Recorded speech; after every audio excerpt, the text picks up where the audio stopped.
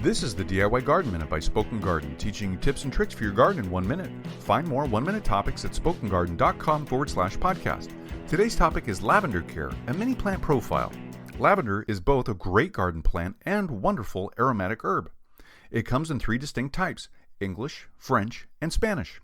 It is very easy to care for and can give your garden a simpler but still sophisticated look. Here are some care tips for lavender. Lavender is considered an evergreen perennial. It is in the mint family of plants, Lamiaceae. Lavender has many small purple bluish, sometimes pink flowers on one flowering stem.